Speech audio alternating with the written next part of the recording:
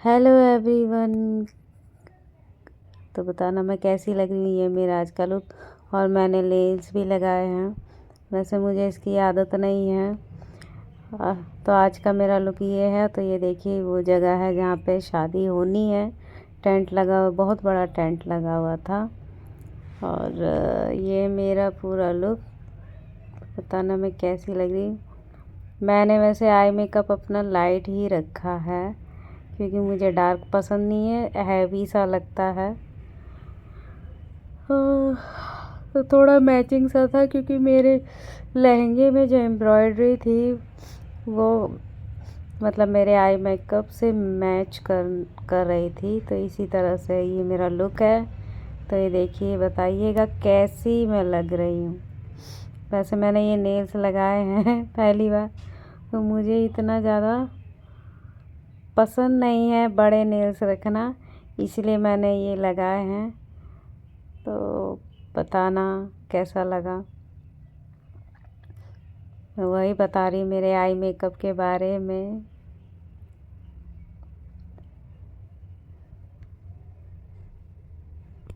बताना आप लोग मेरा लुक ऐसा है। मुझे बहुत अच्छा लगा, बाकी लोगों ने भी कहा। और ये लहंगा, ये भी मैंने खुद से ही बनाया। तो ये लहंगा भी बहुत लोगों को पसंद आया, और सभी लोग कह रहे थे कि हमारा ऐसा नहीं सिला, हमारा ऐसा नहीं सिला। लेकिन बात ये होती है ना कि आप जैसा बोलोगे वैसा ही सिला जाएगा ना। मेरे पास पहले से ही जो ड्रेस मैंने लगाई है चौड़ी वाली रखी हुई थी, पतली वाली मैं लेके आई थी। तो मुझे कुछ अलग टाइप का ब्लाउज सिलना था, जो कि मैंने ऐसा सिला है और मुझे बहुत अच्छा लगा, और मुझे किसी का ठिकाना नहीं था। इसलिए मैं बार बार अपने आप को देख रही थी कैमरे। तो अब मैं जा रही हूँ नीचे, क्योंकि बहुत ज़्यादा ठंडी थी और यहाँ पे हो गया था कांड। मैंने जितनी सारी रील्स बनाई थी वो मेरी इंस्टाग्राम आईडी में सेव नहीं हो पा रही थी।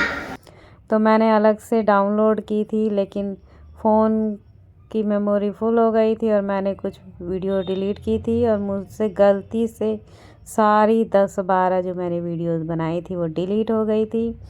तो अब मैं आ गई हूँ जहाँ पे टेंट लगा हुआ है शादी का, और ये मैं पी रही हूँ चाय। बहुत ज़्यादा ठंडी है, और सामने स्टेज पे गाना बजाना हो रहा था, डांस भी हो रहा था। तो यहाँ पे मैंने एक चीज़ और देखी जो बहुत अच्छी थी, अभी आप देखेंगे थोड़ी देर में। तो मैं दिखा रही हूँ, जो सामने दिख रहा है ना, यहाँ पे डांस कर रहे थे लोग गाना बजा के। और ये देखिए, मैं अब दिखाती हूँ आपको मुझे कौन दिखे। ये 1 2 एंड 3 मेरे भोले बाबा। मैं इनकी बहुत बड़ी भक्त हूँ। मुझसे कोई बात करने वाला नहीं होता, तो मैं पूरे दिन पूरी रात हमेशा मैं भोले बाबा से ही बात करती रहती हूँ। और ये कोई रस्म हो रही है जिसे शायद लड़की के मामा करते हैं। तो चलिए अब हम चले चाक पूजने। हम लोग जा रहे हैं चाक पूजने के लिए। बहुत लेट हो गया ऑलरेडी। आई थिंक 10:30 बज गए हैं रात के। अब जा रहे हैं, सब तैयारी हो रही है। अभी कुछ तो निकली ही नहीं है घर से बाहर। तो यहाँ पे तैयारी हो चुकी है चाक में जाने की, और सब लोग इंतज़ार कर रहे हैं कि कब चाक पूज के आए, क्योंकि बारात आ चुकी थी, लगभग थोड़ी ही दूर पे थी।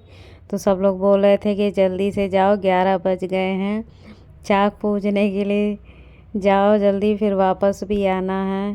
तो ये वो भाभी हैं जिनकी लड़के और लड़की दोनों की शादी है। तो आज वैसे लड़की की शादी है पहले। तो अभी हम ये देखिए पहुंच गए हैं, यहाँ चाक पूजा जा रहा है। और ये उनके उधर की कुछ हैं, ऐसे ही हंसी मजाक चल रहा था। मैंने कहा मैं भी दिखाती हूँ। कुछ लोगों ने राजस्थानी प्रॉपर वो पहना था, और कुछ लोग ऐसे ही मतलब डिजाइनर कपड़े पहन रखे थे। तो यहाँ सब लोग डांस कर रहे थे, और मुझे भी हल्की हल्की ना ठंडी लग रही थी। तो मैंने सोचा मैं भी डांस कर लेती हूँ, अकेले ही सही। मैं अपनी मस्ती में मस्त रहती हूँ, मुझे किसी और की ज़रूरत नहीं पड़ती। और क्योंकि म्यूज़िक बज रहा था, और तो म्यूज़िक बजे और मैं डांस ना करूँ, ऐसा हो नहीं सकता। और वो भी शादी का माहौल, तो डबल धमाल मेरे लिए होता है। 3 बज चुके हैं और बारात अब आई है और हमारी हालत हो गई पूरी तरह से ख़राब। लगभग सभी सो गए हैं, कुछ ही लोग बाकी बचे हैं और मैं भी जगह पा के यहाँ पे आके और थोड़ी देर बैठी हूँ। 5 मिनट हुए हैं मुझे अभी और उसके बाद मैं सोऊंगी। बहुत ज़्यादा टायर्ड हो रहा है और सुबह हो चुकी थी, लगभग शादी भी ख़त्म हो गई थी और मैं यहाँ बैठ के देख रही थी सबको, क्योंकि मैं ऐसे ही सो गई। मैंने कुछ भी चेंज नहीं किया। तो सबसे पहले मैं जगी तो फिर मैंने कपड़े चेंज किए, उसके बाद मैं गई बाहर। और ये सारा दहेज का सामान है जो लड़की को देना था, तो उठा के अब गाड़ी में रख रहे थे। और ये सारे शायद बर्तन या कपड़े हैं, मुझे नहीं पता। ये इतना बड़ा टेंट लगा हुआ था, ये देखिए चारों तरफ से मैं आपको दिखाती हूँ। ये घर है और यहाँ सामने स्टेज है और ये पूरा देखिए इस साइड में खाने की स्टॉल लगी हुई थी और ये एक तरफ ये पानी की बोतलें रखी हुई हैं।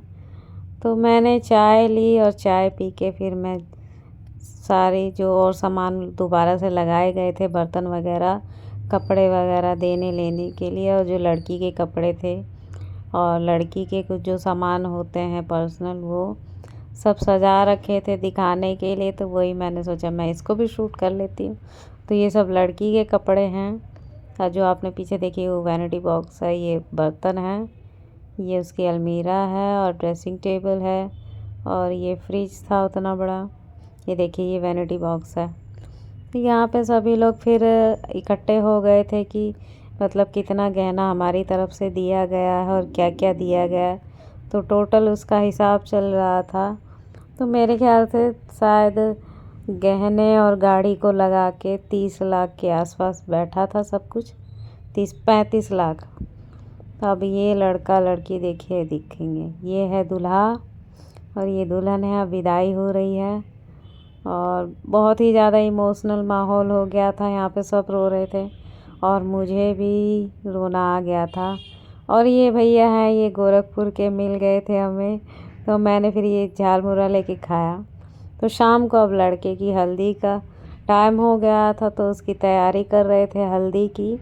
तो सभी लोग बैठे थे, तो अब ये रस्म शुरू हो गई है लड़के की जो हल्दी लगनी थी उसकी। तो इसके बाद फिर हल्दी लगेगी लड़के को। तो यहाँ पे लड़का आ गया था, फिर उसकी माँ और बाकी जो बुआ सब थी उन लोगों ने बाकी की सारी रस्में की। फिर शाम को हल्दी लगी। तो यहाँ का ब्लॉग ख़त्म होता है, मिलते हैं आपसे नेक्स्ट ब्लॉग में, बाय।